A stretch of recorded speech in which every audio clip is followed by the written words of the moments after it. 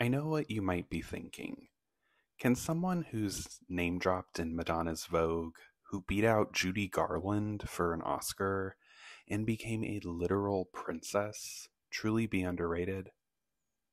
For decades, Grace Kelly has beguiled audiences all over the world with her beauty, impeccable fashion sense, and talent? Look, I'm just one person, and I may have missed some opinions, but these days, I wouldn't say Grace Kelly is remembered much for her film performances. Distilled images within those films, for sure. Most notably, the iconic Edith Head wardrobe, especially this head to toe banger of a look that, graces basically every biography cover and piece of Grace Kelly merch imaginable. Think of it as her little black dress, if you will.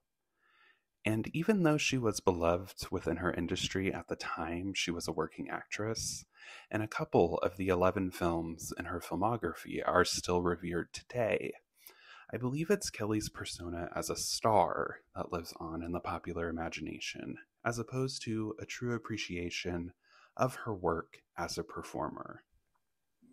Hi, I'm Dustin, aka The Film Fanatic, and welcome back to my channel. This video marks the first of a new series that I'm calling Underrated Gems, where I'll take a look at the careers of some of my favorite film actors and make the case for why I think they're, you guessed it, underrated. Now, the why of each argument will obviously be different depending on the star, but hopefully my approach to proving my points will remain somewhat similar or consistent as I go through this series. And while I'll provide some important biographical context for each of the stars that I look at in their respective videos, these videos will not be an overarching look at their lives, nor a comprehensive retrospective of their careers. Instead, I'll narrow my case down to one or two performances from the actor that I feel best illustrates the point I'm trying to make. Think less Bohemian Rhapsody and more Judy, the 2019 biopic starring Renee Zellweger that primarily focuses on the final months of Garland's life, as opposed to Rhapsody that tries to cover Freddie Mercury's entire life and career in one movie. So again, why Grace Kelly for this series? And why make a case for her being underrated using what's arguably her most famous film? Not to mention one of the most famous American films ever made, Rear Window. The truth is, Grace Kelly was the inspiration for this series. When I initially started to get really into old Hollywood film and culture, Kelly was one of the actresses I was initially drawn toward. I mean, obviously there was the fashion, the clothes, the jewels, and then the romance of her leaving behind Hollywood to become Princess Grace Grimaldi of Monaco. But when I took a closer look, really dove into her filmography and studied who she was and what she was doing on screen, beneath all the fashion and pageantry, I became a fan for life. I mean, there's a reason I have her autograph tattooed on my body, and it's not just because it looks cool. What I feel we find beneath all of that fashion, all of that pageantry, especially when we look at a performance of hers like the one in Rear Window, we see something truly special. And in my humble opinion, we see an artist whose genuine talent is overlooked by general audiences. Before we get any further into the nitty gritty, a brief overview of Grace Kelly's life and career prior to Rear Window. Kelly was born in 1929 to a wealthy Philadelphia family, and before she was deemed the quote-unquote quintessential Hitchcock blonde, she was the quintessential middle child, the third of four children who, compared to her introverted, quiet demeanor, were more outgoing and thus more favored by even her own parents. In his book High Society, The Life of Grace Kelly, Donald Spoto provides several recollections from Kelly herself and family friends highlighting Kelly's older sister, Peggy, as the real star of the family. Take this quote from Grace's father, Jack. He says, "I thought it was Peggy whose name would be up in lights one day. Anything that Grace could do, Peggy could do better." And I don't know, y'all. Jack Kelly may be the reason middle child syndrome is a thing that exists. Anyway, despite her adolescent persona of being the quote unquote quiet, serene one, Kelly developed a love for the very extroverted art of acting and urged her parents to let her move to New York. They said yes, and after being admitted into the American Academy of Dramatic Arts, Grace starred in several TV plays. It wasn't long before Hollywood came calling, and Grace snagged her breakthrough role in the Western High Noon, released in 1952. Magambo, co-starring Clark Gable and Ava Gardner, followed the next year, with Kelly nabbing an Oscar nomination for Best Supporting Actress. Kelly's star was on the rise, setting her up perfectly for the full-on ascent her career would undergo in 1954. She starred in 4 movies that year, beginning with Dial-M for Murder, her first of 3 collaborations with director Alfred Hitchcock. It was on the set of this film that Hitchcock told Grace about the next film he was prepping, Rear Window. Now, even if you've never seen Rear Window, you're probably familiar with the film's general plot. Photographer L.B. Jeffries, played by Jimmy Stewart, cooped up and recovering from a broken leg in his New York apartment, becomes convinced that his neighbor in the building across from him, Lars Thorwald, has murdered his wife. Though the supposed murder appears to be the movie's primary conflict, it's really a MacGuffin of sorts for the real obstacle: Jeff's relationship with his girlfriend, Lisa Fremont, played by Kelly. Lisa wants to commit, but Jeff has cold feet. Apparently, Lisa's quote-unquote too perfect, too everything for what he wants, which is a woman who's quote-unquote willing to go anywhere and do anything. All of which is basically his own lame cover-up for his own inadequacies. And boy, does Hitchcock let you feel those inadequacies. When we first see Lisa, it's seemingly from Jeff's perspective. He's dozed off in his wheelchair, and in what Spotto describes as the quote-unquote distinctive look and feeling of a dream, Lisa inches closer and closer to the camera before we cut to a shot of the two of them in a passionate kiss. Spotto describes Lisa's movement and framing in this scene as her embracing the lens. And while that's a fair and likely most accurate interpretation, I can't help but think of the way Jeff talked about Lisa just before this scene occurs. To him, Lisa's too everything, too overwhelming, too all-consuming. Instead of the romantic reading of an embrace, then, there's the darker side of the coin. That this is a move to smother Jeff, just before Lisa smothers him with kisses. There's a version of this character that fully stays in this mode. Trapped in dramatic slow-mo and impeccable lighting, in another actress's hands, Lisa could have remained the one-note image of perfection Jeff claims her to be. Thankfully, though, she's played by Kelly, who, even with her posh accent and refined air, immediately disarms you with how relaxed and comfortable she is in this role. Within her first few minutes on screen, you feel that this character is fully realized, completely lived in. It's always such a treat to watch Kelly in these first scenes, to see how her unique acting choices color the unfolding dialogue. We listen to Jeff shoot down her proposals of domestic bliss, with one condescending comment after another, tracking the subtle shifts in her expression from happiness to disappointment as she pleads her case. In his review of Rear Window at the time of its release in 1954, Jack Moffat of The Hollywood Reporter writes specifically about Kelly's performance, saying that she, quote, plays the role with a yearning wistfulness that carries a bittersweet feeling of delightful longing to the audience. She makes you feel you are in love as you watch her, end quote.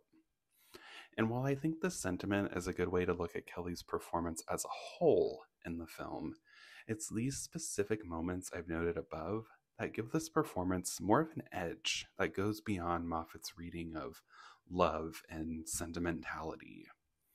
These shifts in her expression and demeanor are perfectly timed and convey so much about her character early on. Sure, Jeff may underestimate Lisa, but she's fully aware of the uphill battle she's fighting and won't be going down easy.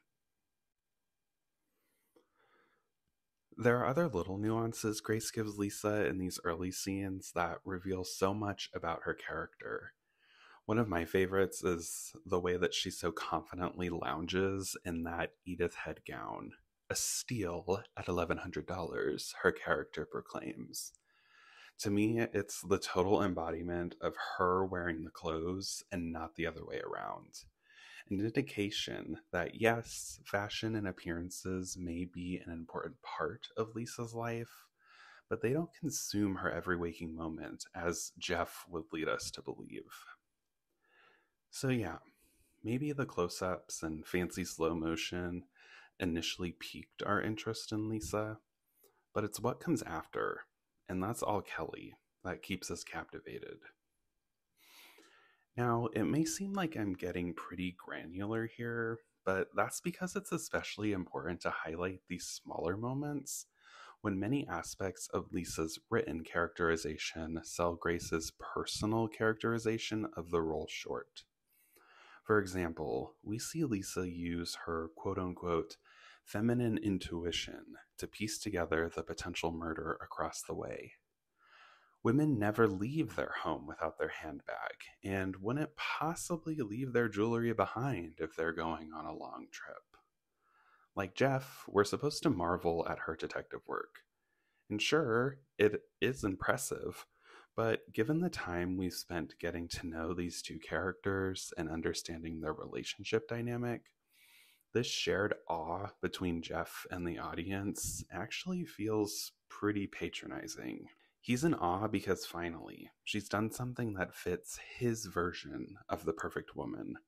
A woman who's quote-unquote willing to go anywhere and do anything, sure, but only if it's his version of anywhere and anything. The gender politics baked into the movie's script could have proven a difficult hurdle for any actress to overcome, but Kelly's natural intuitiveness as an actor made her well equipped for such a challenge. Take the famous scene near the end of the movie where Lisa sneaks into Thorwald's apartment by scaling a fire escape and slipping through the window. According to co-star Stewart, quoted in the book Grace Kelly, Hollywood Dream Girl, this scene was all Kelly. When Hitchcock pondered how Lisa would get inside Thorwald's apartment, Kelly, without any direction, according to Stewart, just went over, climbed up the fire escape, and then looked over across the way to Hitchcock and said, "Is this what you mean?" She seemed to know the movements before Hitchcock had anything to say about it, Stewart continued. Stewart's anecdote is an example of something that I absolutely adore about Grace Kelly. While her wealth, beauty, and whiteness undoubtedly gave her an upper hand in becoming an A-list Hollywood star, there's one thing all those elements can't give you: talent. Kelly was aware of this, and while she could have easily rested on her laurels, she loved acting too much and put in the work to improve her craft. Even after completing her work on High Noon, for example, Grace continued to take acting lessons, most notably under the tutelage of Sanford Meisner, aka the father of the Meisner method. As her High Noon co-star Katie Jurado said, quote, "Grace knew what she wanted, and she worked hard for it." Kelly's desire to prove herself as an actress by honing her craft and fighting for roles that challenged her, as she did with The Country Girl, is what makes her performance in Rear Window so special to me. In many ways that are partially due to her early retirement because of the whole becoming a princess thing, the role of Lisa Fremont feels like the culmination of all her hard work and determination. She pushed herself to be great because she believed she could, and damn it, I love her for it. And it's honestly why I do think she deserved an Oscar in 1955. Just for a different movie in a different category. I want to revisit a point I raised at the beginning of this video. I believe it's Kelly's persona as a star that lives on in the popular imagination, as opposed to a true appreciation of her work as a performer. So what do I mean when I say persona? and how does that pertain both to Grace Kelly's work in Rear Window and my general declaration of her as underrated? Well, in my opinion, Kelly's work suffers at the hands of a conflict many other stars of her era faced, that of performance versus persona. The studio system of the early days of Hollywood thrived off making their talents stars in all caps, with carefully curated personas that, unlike, let's say, social media influencers of today, the stars in question often had no control over. Of course, being a talented performer was important, but an easy, digestible narrative took precedence over everything else. We see the ripple effects of this even today, most notably with someone like Marilyn Monroe, whose genuine talent as an actor has been ruthlessly, brutally steamrolled over in favor of the tragic blonde bombshell archetype. Earlier, I alluded to Audrey Hepburn and her little black dress, who, in opposition to Monroe, is more respected and remembered as a great actor, but it's arguably the image of her in that famous little black dress from Breakfast at Tiffany's that gets the most recognition for a general audience today. Grace Kelly resides somewhere in the middle of Monroe and Hepburn. Despite her Oscar win for The Country Girl, that triumph is mostly remembered and judged unfavorably against the performance it beat.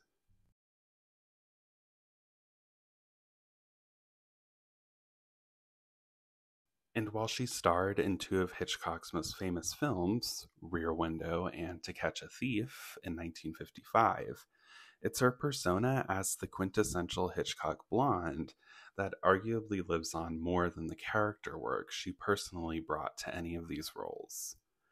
It's a persona that Hitchcock himself helped perpetuate. "I didn't discover Grace," Hitchcock dramatically proclaimed, "but I saved her from a fate worse than death. I prevented her from being eternally cast as a cold woman." This cold woman was, of course, in reference to Hitchcock's own appraisal of Kelly as a quote-unquote snow-covered volcano whose seemingly pure and frosty exterior hid an inner life full of lust and passion. And while Hitchcock claims he didn't discover Kelly, he's giving himself the biggest pat on the back here for what he sees as preventing her from being pigeonholed. Ironically, by pigeonholing her in the public imagination as his definitive muse.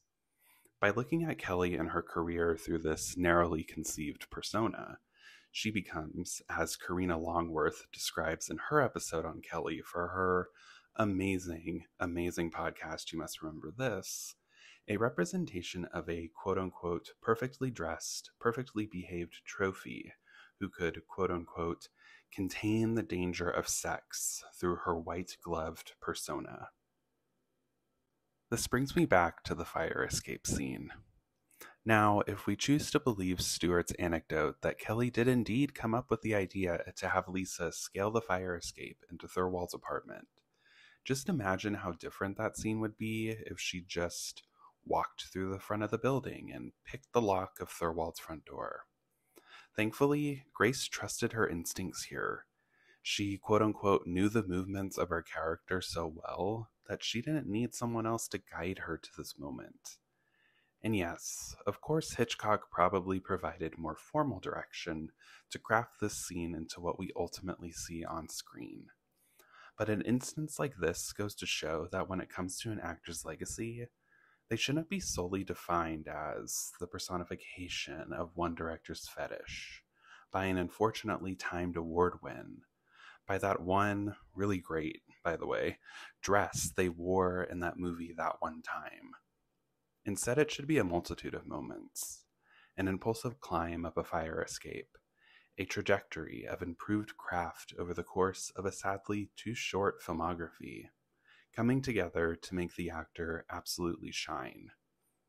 I believe Grace Kelly had that shine, and if you didn't see it before, hopefully now you do. Thank you all so much for watching this video. Hopefully you have been enlightened by the life, the career, the genuine talent of the one and only Grace Kelly.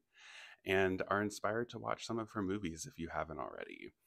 At the end of this outro, I will post a slide that consists of her entire filmography because, as I've mentioned in the video, her filmography is only 11 films long. So this is one of those actors where theoretically you could get through their entire filmography in a very short amount of time. Go ahead and let me know in the comments what your favorite Grace Kelly movie is, if you've seen any.